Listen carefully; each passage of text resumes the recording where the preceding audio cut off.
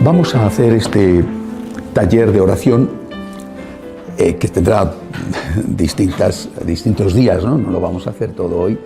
De hecho, hoy quiero hacer simplemente una introducción y seguramente habrá una segunda introducción. Quiero partir de la definición de oración de Santa Teresa de Jesús, doctora de la Iglesia y especialista en oración. Por tanto, aunque ha habido, yo creo que todos los santos son maestros de oración y hay distintos métodos y caminos de oración, a mí personalmente me gusta mucho Santa Teresa de Jesús en este aspecto y sinceramente en todos. Santa Teresa de Jesús decía que orar es, fíjense la definición, tratar de amistad con alguien que sabemos que nos ama. Me voy a fijar en una de las palabras de esta frase, de esta oración. Alguien. Empecemos por aquí. Alguien. Es decir, lo primero que tenemos que hacer antes de rezar es saber que vamos a hablar, a tratar con alguien. Primera cuestión. Esto va a marcar absolutamente todo. La mayor parte de los que rezan consideran y creen que hablan con alguien, pero no saben bien quién es este alguien. Y otros de los que rezan, en realidad, no hablan con nadie, hablan consigo mismos. Es muy frecuente encontrarte con personas que dicen, y lo dicen con toda osadía, ¿no? Porque se lo creen, ¿no? Y se lo dicen a los sacerdotes o a cualquiera, ¿no? A mí Dios me ha dicho, ¿ven? A mí Dios me ha dicho, es decir, ese alguien no es real. No es verdadero que alguien, Dios, les haya dicho, sino que han estado hablando consigo mismos. Y ellos consideran que lo que ellos se dicen a sí mismos se lo ha dicho Dios. Entonces, primero que tenemos que tener en cuenta es esto. Hay que hablar, hay que tratar, veremos después el contenido, con alguien. Es una persona. Cuando uno se relaciona con una persona, con alguien y no con algo, el tipo de relación es esencialmente distinta. Algo, por ejemplo, es este vaso de agua, ¿no? Esto no es alguien, es algo. Yo lo uso. Lo uso para mí bien. Lo uso para mi interés. Naturalmente que también tengo que respetar el algo, pero el algo no tiene derechos. El alguien, sí, los derechos, el concepto derecho es un concepto ligado a la persona, no es un concepto ligado a la cosa. Incluso cuando decimos que algo tiene derechos, por ejemplo, la tierra, estamos diciendo que tiene derechos en tanto que es depositario de los derechos de alguien. La tierra tiene derechos en tanto que la tierra está habitada por personas. Y por lo tanto, los derechos de la tierra en realidad son derechos de las personas que viven en la tierra. Si esos, entre comillas, derechos de la tierra se vulneran, son los derechos de los seres humanos los que van a verse perjudicados. Por ejemplo, el ambiente, el oxígeno que respiramos, ¿no? Bueno, el agua que bebemos, el alimento que comemos. Bueno, este es un concepto importante en medio del mundo de confusión que vivimos. Estamos dando derechos a cosas, los derechos de las focas, los derechos de las ballenas, pero el concepto derecho se aplica a las personas. Fíjense que no digo al ser humano, porque entonces estaríamos excluyendo a Dios, a las personas. Y ni la foca, ni la ballena, ni la tierra, ni el árbol, ni el bosque es una persona, son cosas.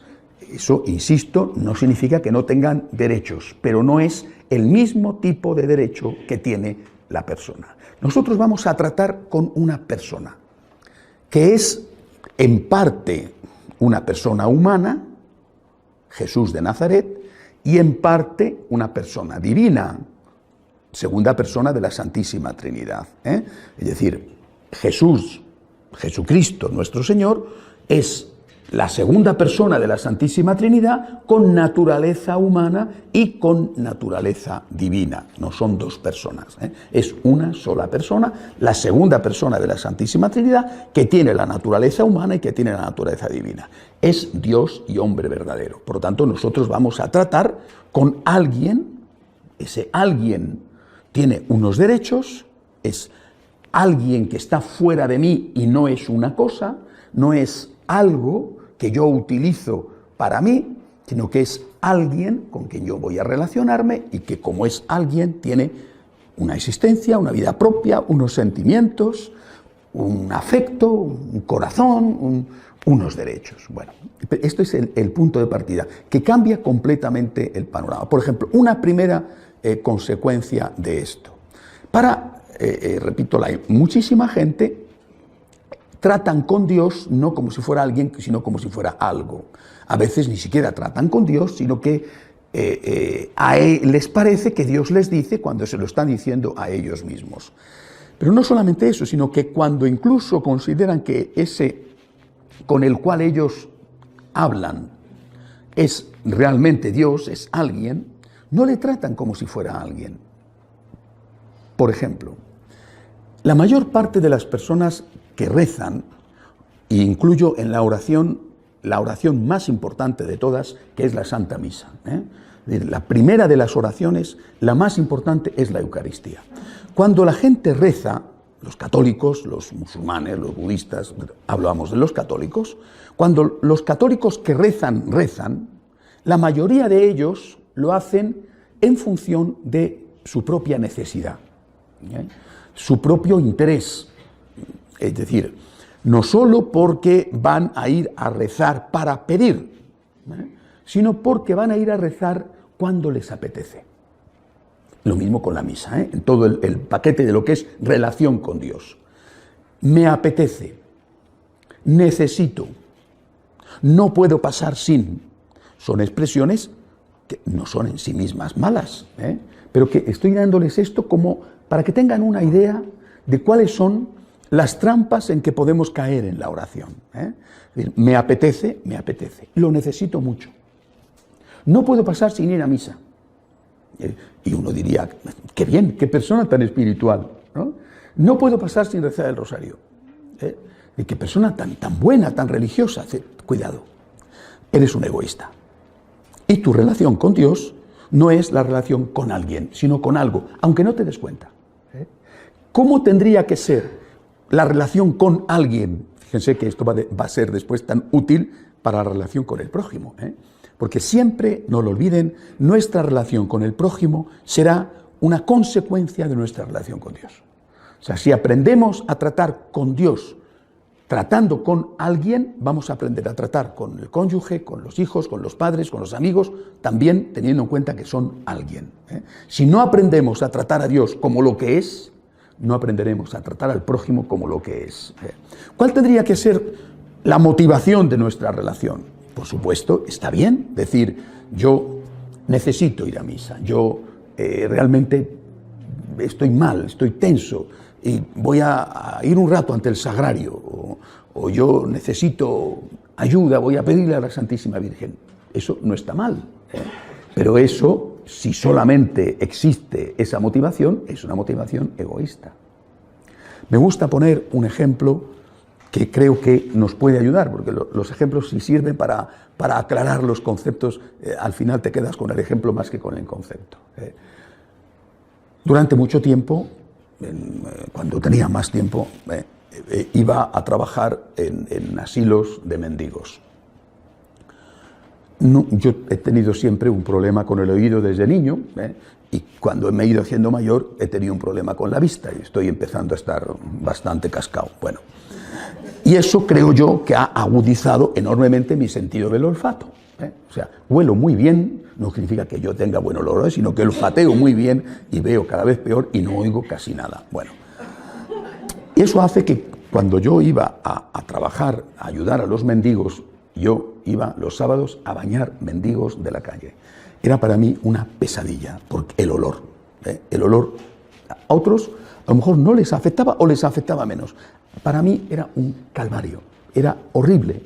bañar a esos mendigos pordioseros que, bueno, era horroroso. Lo recuerdo como algo que me provocaba tantas náuseas que tenía que estar con ellos, salir, porque era realmente nauseabundo.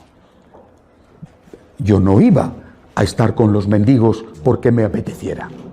No iba a estar con los mendigos porque me pidiera el cuerpo el sábado por la mañana, dedicarlo, yo antes de irme a trabajar al periódico, me iba a bañar mendigos y después me iba a trabajar como periodista. Pero, qué bien, ¿no? El sábado por la mañana, la ilusión de mi vida, qué agradable, ¿eh? Los mendigos, como todo el mundo sabe, huelen a Chanel número 5. Bueno, era algo que físicamente me repugnaba. ¿Por qué lo hacía? Porque eran personas. Eran ellos los que necesitaban. No era a mí me apetece, voy. Sino esas personas necesitan ayuda, yo voy. Aunque no me apetece, aunque es un esfuerzo enorme, es un gran sacrificio, pero no se trata de mí, se trata de ellos. Y en este caso, en nuestra relación con Dios, cuando tú empiezas partiendo de que estás tratando de relacionarte con alguien, tienes que pensar, también es legítimo en tu interés, pero tienes que pensar en el interés del otro. Esto lo he dicho infinidad de veces a los franciscanos de María. Tienes que ir a misa cada día. Habrá días en que realmente te apetece muchísimo, lo necesitas muchísimo. Habrá días en que comulgar sea una explosión de fuegos artificiales en el cielo. Qué bárbaro, qué paz, qué cosas, ¿no? Qué maravillas, no hay nada parecido. Y otros días no sientes nada, te da mucha pereza ir, no tienes tiempo, estás muy ocupado, te cuesta trabajo, y así te pasas a veces no días, sino temporadas, largas temporadas. Algunas personas dicen, es que estoy pasando una gran sequedad espiritual, ¿no? Bueno, pues es verdad que es mucho más agradable ir a misa, comulgar y sentir una plenitud que te llena y que te hace estar flotando en una nube. Pues sí, la verdad. Bueno, ¿no tendrá más mérito cuando vas sin sentir que cuando vas sintiendo? Es decir, el planteamiento tiene que ser, si hay alguien que tiene un corazón, alguien que me necesita, alguien que me espera, yo tengo que ir. ¿Me apetece? Bien. ¿No me apetece? Es igual, yo tengo que ir. Es decir, partiendo solamente de esta primera introducción, establecemos un principio básico para la oración, la perseverancia. No puede haber una vida de oración seria a saltos, a golpes. Un día vas y estás mucho tiempo, pasa un mes y no vuelves. Estás una temporada que te comen los santos y después no quieres saber nada. Estás una temporada yendo a misa diaria y después no vas a misa ni los domingos. Es decir, eso es un planteamiento egoísta. Tú haces las cosas en función de ti, no en función del otro, porque en realidad para ti el otro no existe. Insisto, cuando tú haces esto con Dios, seguramente estás haciendo lo mismo con la gente que vive contigo. Te relacionas con ellos en función de tu interés. Esta persona me es útil, me es placentera, me da dinero, me da placer, me da compañía, entonces estoy con ella. Esta persona ha dejado de serme útil, cariño, ya no siento nada por ti. Cariño, ya no me aportas nada, ahí te quedas. Si no aprendemos a tratar con Dios como con alguien que tiene derechos, trataremos a los demás también como cosas y no como personas que tienen derechos. Segunda cosa, ¿quién es este alguien? Fundamental. Primero ya sabemos que es alguien que tiene derechos y que no puedo relacionarme con este alguien solo en función de mis intereses, mis apetencias, mi gusto, mis momentos, sino pensando en la necesidad de este alguien, también la mía, pero pensando en la necesidad de este alguien. Este alguien me espera, este alguien me necesita y yo voy todos los días a hacer oración, todos los días a la Santa Misa, que habrá días que podré estar más, habrá días que podré estar menos, habrá días que será maravilloso y habrá días que será aburridísimo. Fíjense que solo con esto suprimimos de una vez uno de los grandes problemas, o una de las grandes excusas, mejor dicho, que tiene la gente para no ir a misa. es que me aburro, es que el cura no me dice nada, es que el cura no solamente no me dice nada, sino que tengo instintos asesinos cada vez que voy a esa iglesia y le escucho, ¿no? Porque no puedo evitarlo, es espantoso, ¿no? Bueno, todo esto es verdad, por desgracia es verdad. Pero tú vas a estar con el cura o a estar con Jesús. Porque si tú vas a estar con Jesús, eso será el obstáculo que te impide o que te dificulta estar con Jesús. Pero tienes que ir por encima de ese obstáculo para estar con Jesús. Porque es para estar con Jesús para lo que tú tienes que ir a misa, no para estar con el cura. Para estar con el cura, si es tu amigo, te vas a tomar un café. Pero para estar con Jesús, estás en la iglesia rezando o estás participando en la Santa Misa. Bien. Segundo punto, ¿quién es este alguien? Estamos hablando de un alguien especial. Si todo alguien tiene derechos, este alguien es distinto de los otros, es único, es irrepetible. Este alguien es Dios. Los antiguos esto lo tenían mucho más claro que nosotros, también porque el concepto de derechos estaba menos desarrollado que en nuestra época. Repito, hoy tiene derechos una foca, un oso polar, y no tiene derechos un bebé en el vientre de la madre. Es decir, tiene mucho más derechos un árbol que un niño. Es un mundo mucho más complicado el nuestro que el de los antiguos.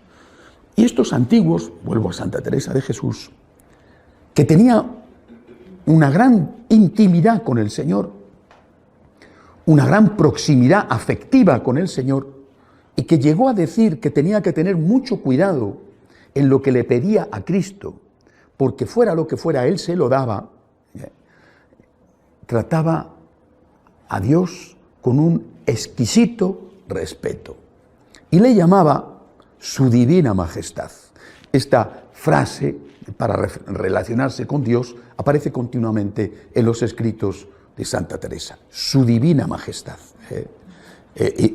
No mi divina majestad, sino que su era la forma en que se empleaba para hablar con el rey, ¿no? Su majestad, y estabas a lo mejor delante del rey, no estabas hablando con otro sobre el rey, sino que estabas hablando con el rey. Su majestad me ha llamado, su majestad me ha dicho, ¿qué quiere su majestad que yo haga? Bueno, ese sentimiento de respeto está yo creo que hasta casi nuestra época presente en todos los tratados de oración y en toda la práctica de oración que han llevado los que nos han precedido. Y hoy ya no está. Yo bromeo, ustedes me perdonarán y sobre todo me van a perdonar los liturgistas latinoamericanos, que seguramente tendrán un motivo más para odiarme, pero me parece ridículo que en las traducciones y las adaptaciones en Latinoamérica, en la Santa Misa, al único que se le llama de tú es a Dios. Entre nosotros nos llamamos de usted. El Señor esté con ustedes, porque es su forma de tratarse, y no ese vulgar y zafio, el Señor esté con vosotros, que usamos estos malditos españoles, ¿verdad? Todas las desgracias de América son de los españoles o de los yanquis, nunca son de sus políticos elegidos por ustedes, nunca, no, son o de los españoles o de los yanquis, somos los culpables de todos los males del continente. Qué suerte tener chivos expiatorios, ¿verdad? Bueno, pues ustedes cuando rezan dicen el Señor esté con ustedes, bien, pero a Dios le dicen Padre nuestro que estás en el cielo. ¿Cómo? Deberíamos de decir, el Señor esté con ustedes, y deberíamos de decir, si fuéramos coherentes, Padre nuestro que está usted en el cielo, ¿no? A Dios le tratamos de tú y al prójimo de usted. Para el prójimo respeto, para Dios es un igual. Los antiguos no hacían esto. Los antiguos o llamaban a todos de tú o llamaban a todos de usted. Es decir, si Dios es próximo, ¿por qué mi padre le llamo de tú? ¡Qué bien! Entonces a mi hermano le llamo de usted. Esto, desde el punto de vista lingüístico, es absurdo. Que será una adaptación debido a la cultura, pero esto que parece una adaptación debido a la cultura implica unas consecuencias de tipo espiritual. No tengo respeto a Dios. Esto es lo que estamos difundiendo. Dios es un igual. Cuando hacemos de Dios un igual, inevitablemente, siempre, absolutamente siempre, terminamos por tratar a Dios como un inferior. Esto lo sabían los antiguos. ¿Quién es Dios? ¿Quién es este alguien? Es mi Señor. Es mi Señor. Es mi Dios. Todos los santos han tratado a Dios como lo que es el superior, mientras que nosotros le tratamos como un igual y terminamos inevitablemente por tratarle como un inferior. No soy yo que estoy al servicio de Dios, es Dios el que está a mi servicio. No soy yo el que tengo que obedecer a Dios, es Dios el que tiene que obedecerme. No soy yo el que tengo que honrar a Dios, es Dios el que tiene que procurarme a mí las cosas que yo deseo o necesito, sean auténticas necesidades o sean caprichos. Y si no lo hace, le despido. El trato con Dios es hoy, para la inmensa mayoría de los católicos que aún tratan con Dios, es el trato que se da no solo a un inferior, sino incluso peor que a un inferior, es decir, no solamente a un empleado del hogar, que desde el punto de vista de la dignidad no es inferior a ti, será desde el punto de vista de que es tu empleado, sino que es el trato que se da a un esclavo. Yo lo que percibo es que la inmensa mayoría de los católicos se consideran en la práctica como superiores a Dios. Y ahí reside la causa de tantas crisis de fe. Cuando Dios no te concede lo que tú le has supuestamente pedido, en realidad exigido, le despides. Estás despedido. Márchate. O sea, no vuelvo a misa, no quiero saber nada de ti, tengo crisis de fe. Eso es un despido además improcedente. Si tuviera el Señor que llevarnos a tribunales, saldríamos nosotros perdiendo. No quiero saber nada de ti. Yo lo he visto infinidad de veces. Personas que han rezado pidiendo algo que muchas veces era bueno y necesario, ¿no? La salud de un ser querido. Después ha muerto. Inmediatamente el enfado con Dios, el reproche a Dios, el alejamiento de Dios.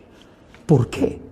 Porque Dios para ti no era el Señor, sino que Dios para ti era tu empleado, incluso tu siervo. Mientras que la Santísima Virgen dice que ella es la sierva, he aquí la esclava del Señor, la sierva del Señor. Nosotros hemos dado la vuelta a la situación y decimos que el Señor es nuestro siervo, el Señor es nuestro esclavo. Y cuando el Señor, que no es tal Señor, sino el esclavo, no hace lo que el verdadero Señor, tú, le estás exigiendo, entonces, repito, le despides, le eliminas. Dejo de ir a misa, no quiero saber nada más de Dios. En cambio, cuando tú tratas al Señor desde la perspectiva auténtica, desde la realidad de que Dios es Dios, desde ese momento se te resuelve uno de los grandes problemas de nuestra fe. El problema de no entender cómo es posible que si Dios existe y es amor, en ese momento concreto no esté atendiendo a tus súplicas, no esté dándote lo que tú le pides, que probablemente es algo que de verdad necesitas. Pues no lo sé, pero es que es Dios. Es decir, ¿será más grande que yo si es Dios? ¿Tendrá motivos que yo no alcanzo a ver si es Dios? ¿Conocerá no solamente el pasado y el presente, sino también el futuro? Porque es Dios. Es decir, poner a Dios a tu nivel o incluso por debajo de tu nivel te engendra, repito, inevitablemente una crisis de fe. Es la crónica de una crisis de fe anunciada. Más pronto o más tarde vas a entrar en crisis de fe. Porque Dios es tu empleado, Dios es tu siervo. Y a tu siervo, a tu empleado, no le vas a permitir que desobedezca tus órdenes, sobre todo en determinadas cosas de tipo sensible, de cosas importantes. Estás despedido. No me sirves, no me interesas. Aléjate o me alejo de ti. Dejo de ir a la iglesia, dejo de rezar, incluso me convierto en un enemigo de ese Dios que no ha hecho lo que yo quería. Cuando tú tratas a ese alguien como quien es de verdad. Repito, fíjense la frase tan bonita que decía Santa Teresa, su divina majestad. Y le trataba con una gran confianza. Y sin embargo era su divina majestad. Nunca olvidó quién era Dios y quién era ella. Entonces, desde esa perspectiva, pues habrá momentos, quizá dolorosos, en que no entiendo los planes de Dios. Pero yo sé que Dios es Dios y que por lo tanto, si Dios es Dios, es lógico, es inevitable que yo no entienda del todo a Dios. Recuerden aquella anécdota de San Agustín cuando meditaba sobre la Santísima Trinidad y estaba haciéndolo paseando por la playa de la ciudad donde él era obispo, en Hipona. Paseaba por la playa meditando sobre el dogma de la Santísima Trinidad, 3 personas distintas, un solo Dios verdadero. Bueno, esto realmente era difícil de entender para una mentalidad profundamente lógica como era la suya. Y según iba pasando una y otra vez, veía a un niño que jugaba en la orilla de la playa, como juegan a veces los niños. Había hecho un agujerito a unos metros del agua y con una concha corría desde el agua, ponía el agua en el agujerito, veía que el agua se filtraba, volvía a correr, volvía a llenar con el agujerito, volvía, ¿no? Y el santo paseaba hasta que se dio cuenta de este trajín del niño, ir y venir. Bueno, ya se paró con esta superioridad que solemos tener los adultos con los niños. Le dijo, no sé cómo se le diría, supongo que en latín, pero si tuviéramos que traducirlo al español le diría, mira bonito, ¿no te das cuenta de que el agua se filtra? ¿Cómo vas a pretender meter este mar inmenso en este agujerito tan pequeño? No puede ser. Y entonces el niño, dice la tradición, que no era un niño, sino que era nuestro Señor, le contestó y le dijo, ¿y tú cómo pretendes meter Dios, que es más inmenso que el mar, en tu pequeña cabecita? ¿No? Es decir, cuando uno trata a Dios como Dios, todo está en su sitio. Es normal que yo no entienda todos los planes de Dios. No digo que no entienda nada, que eso es lo que algunos dicen, y eso es lo que se llama una herejía que se llamó el fideísmo. No es que yo no pueda entender nada, lo que no puedo es entenderlo todo. Porque sí que hay cosas que entiendo, por supuesto. Hay cosas que entran en mi lógica. Santo Tomás de Aquino, hoy es la fiesta de Santo Tomás de Aquino, desarrolló aquellas vías para demostrar la existencia de Dios. Es decir, hay algo que yo puedo acceder a través de mi razón sobre el misterio de Dios. Hay algo que sí, y hay otras cosas que no. Bueno, pues es porque yo no soy Dios. De hecho, un Dios que fuera entendido absolutamente por la inteligencia humana sería un producto de esa inteligencia humana. Estos días estoy leyendo un libro sobre mitología. Es muy interesante. Por supuesto, no es la primera vez que estudio la mitología griega y romana. Es muy interesante porque me ayuda a comprender mejor cómo fue el cambio, la nueva fe, la aportación del mensaje de Jesús a aquellos griegos y romanos, de los cuales yo desciendo como hispano. Fue un cambio diferente del cambio que le supuso al judío la nueva fe. Y estudiar, ver cómo era la mitología, te ayuda a entender hasta qué punto para aquellos fue maravilloso descubrir, por ejemplo, que Dios, la divinidad, porque ahí había, ya saben, los dioses, ¿verdad? Los dioses del Olimpo. La divinidad no era caprichosa.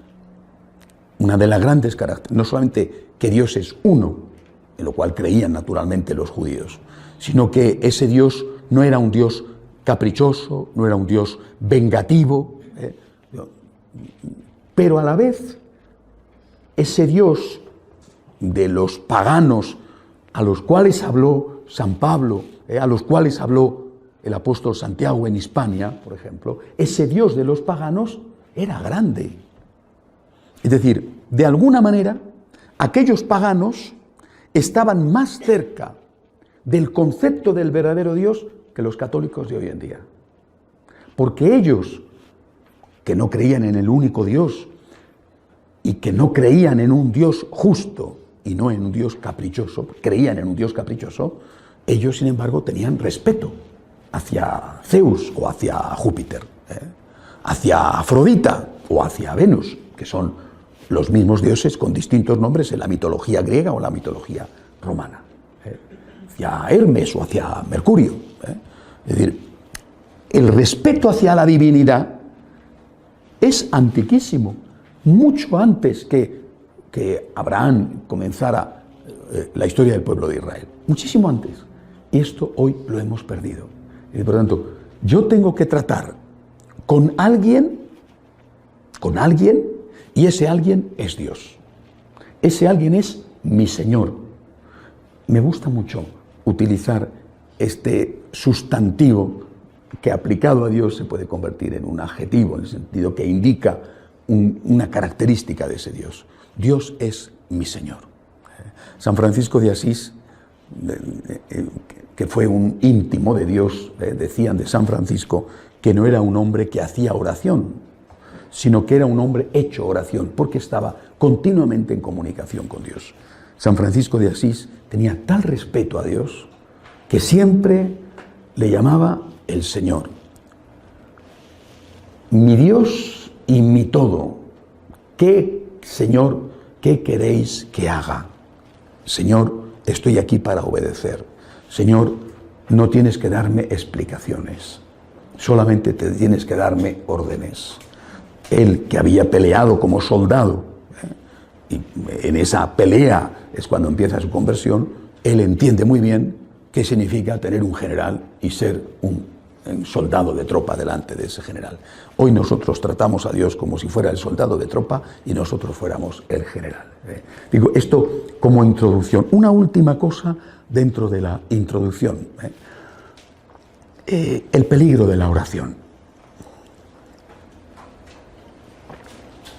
La oración, sobre todo cuando está mal hecha, es muy peligrosa.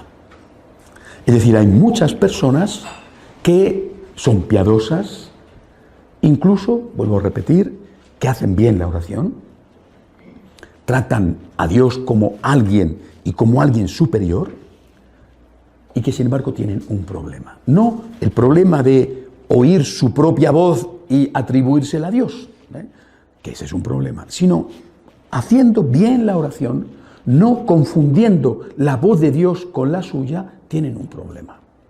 La oración también puede decirse lo mismo de la caridad, y yo creo que exactamente igual, pero estamos hablando de la oración.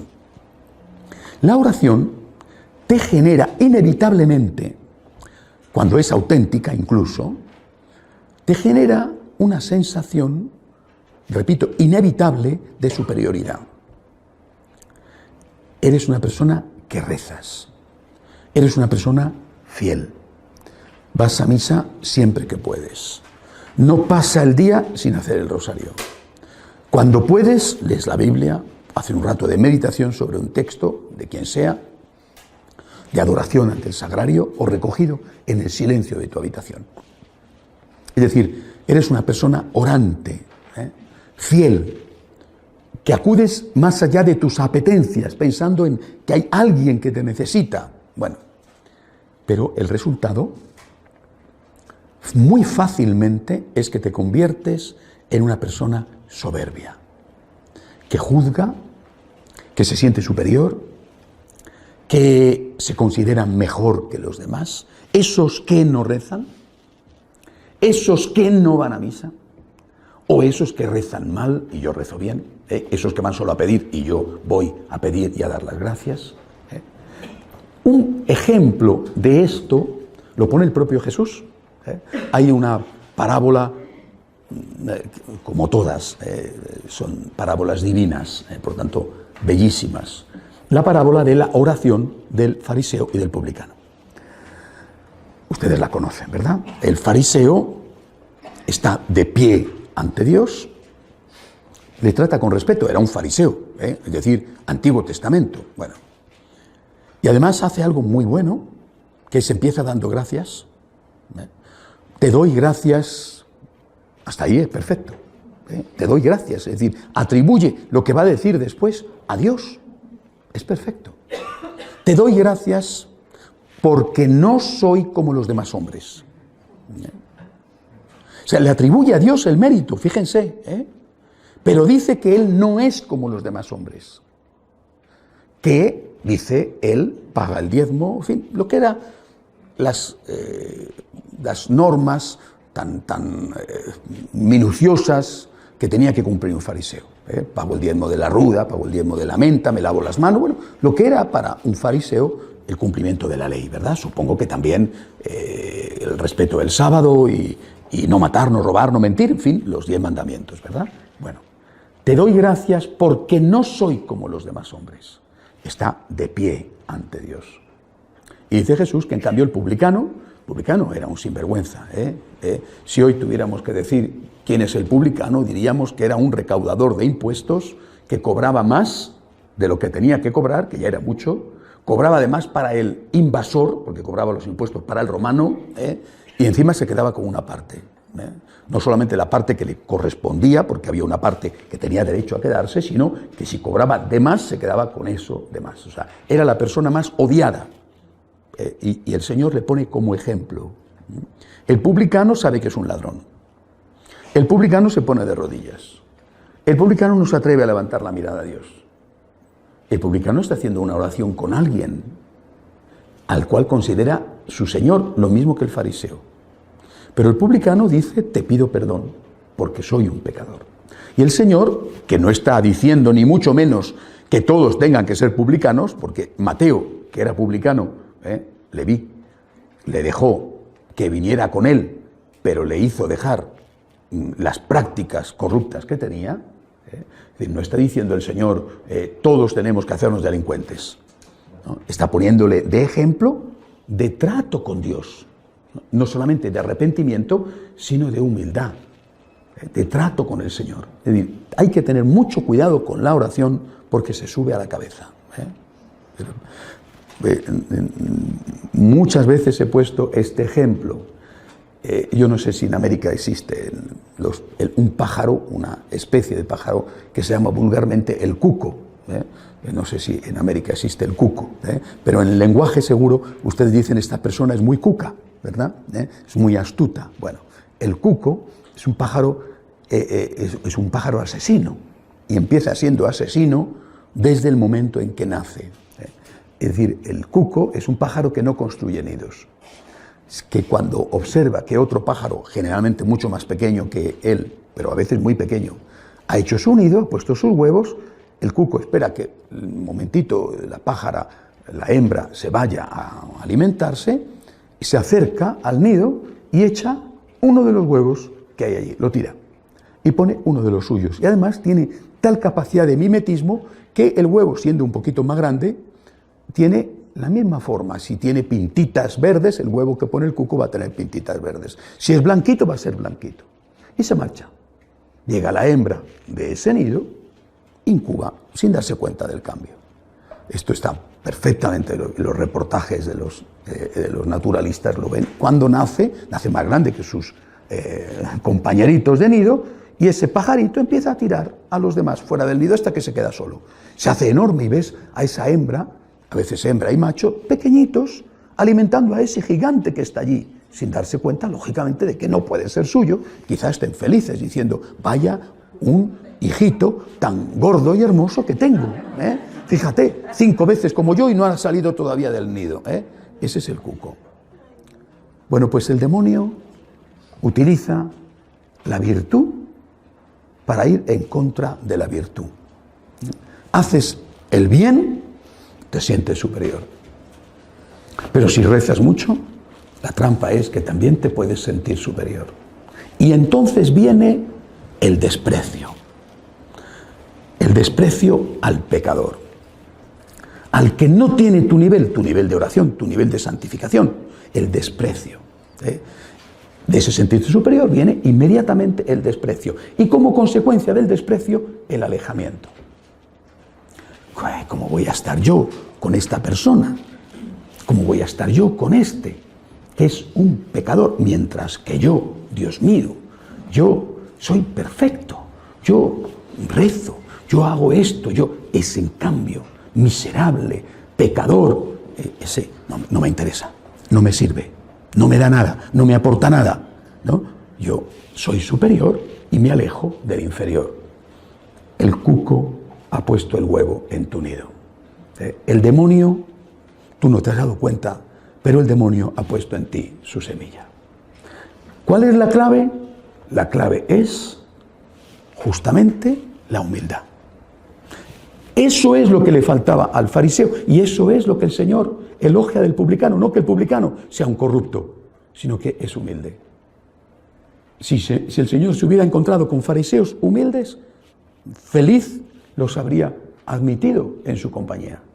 Pero eran tan buenos, tan perfectos, que consideraban que ellos no tenían necesidad de curación. Por eso insiste Jesús: he venido a curar a los enfermos, porque los sanos no necesitan del médico. ¿Quiénes son los sanos?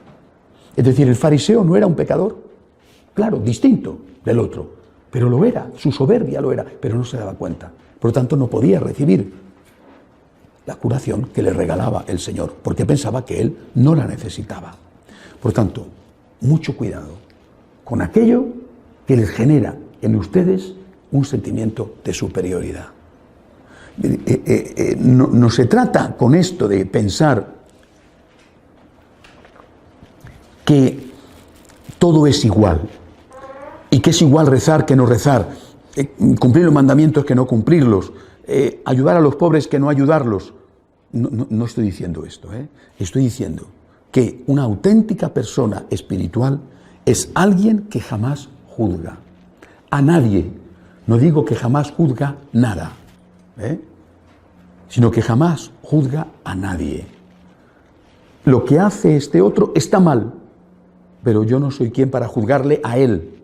Puedo juzgar lo que hace este otro, pero no a él. Jesús insiste: no juzguéis y no seréis juzgados. No condenéis y no seréis condenados. La medida que uséis, la usarán con vosotros. La persona espiritual, de verdad, nunca se siente superior. Aunque es evidente, y él lo sabe, que hace cosas que el otro no hace, cosas buenas que el otro no hace. Que desde el punto de vista de lo que hace, claro que es superior al otro. Sin embargo, nunca se siente superior. Nunca. Porque sabe que es la obra de la gracia, con su colaboración, la obra de la gracia. Y sabe que no puede saber lo que hay en el otro. Y por eso Dios dice: deja el juicio a la persona para mí. ¿Tú qué sabes sobre esa persona? ¿Tú qué sabes? A veces incluso lo sabes y te da igual, Incluso sabiéndolo, no utilizas eso que sabes como atenuante que en cambio Dios sí que utiliza. ¿Por qué te sientes superior?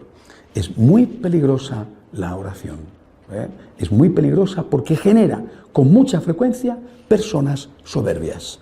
También, vuelvo a repetir, es muy peligrosa la caridad porque también genera con mucha frecuencia personas soberbias, que se creen superiores a los demás. Podemos ser superiores en lo que hacemos, pero dejemos a Dios que decida quién es el verdaderamente superior.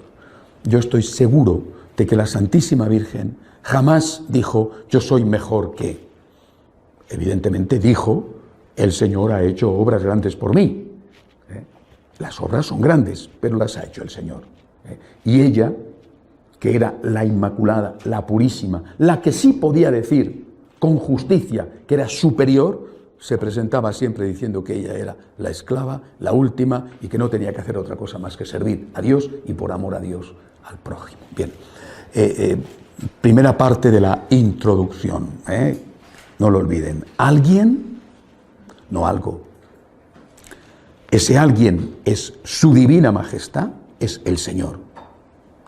Y que tu vida de oración no genere en ti un sentimiento de superioridad que te lleve a juzgar a los demás, podrás juzgar lo que hacen los demás, pero no a juzgar a los demás y por lo tanto alejarte de ellos pensando que eres superior a ellos, que no tienen nada que aportarte y que tú en cambio sí que tendrías que darle mucho a ellos porque tú eres buenísimo o buenísima, y en cambio estos pobres miserables pecadores van por ahí por la vida sin hacer las cosas maravillosas que tú haces. La vida espiritual tiene que ir siempre de la mano de la humildad. Si no va de la mano de la humildad, al final, cuantas más cosas buenas hagas en el campo de la oración o en el campo del servicio, peor eres. Eres una persona que hace muchas cosas buenas y eres una persona insoportable, que te consideras continuamente por encima de los demás y que pasas por el mundo perdonándole la vida a los otros. El verdadero santo sabe que el juicio es de Dios y que si él hace cosas mejores será por la gracia de Dios y deja a Dios que juzgue a los demás, que es el que sabe todo. Bien, esto es lo que yo les diría hoy. El próximo día haré una segunda introducción sobre, por ejemplo, teniendo en cuenta esto, cómo debemos rezar, es decir, la postura corporal, cuándo debemos rezar, cuánto debemos rezar, es decir, haremos una segunda introducción para contestar a otras preguntas ligadas a la oración. Pero estos 3 puntos, pónganlos ya en ejercicio. Recen al margen de sus apetencias. Primero, recen con el respeto debido a quien es el Dios con el cual hablan.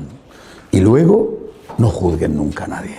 No se alejen de alguien porque sea un pecador. Recen por él y denle gracias a Dios porque posiblemente si no hubiera sido por él, ustedes podrían ser peores. Todos podríamos ser peores. Hacemos un momento de oración en silencio.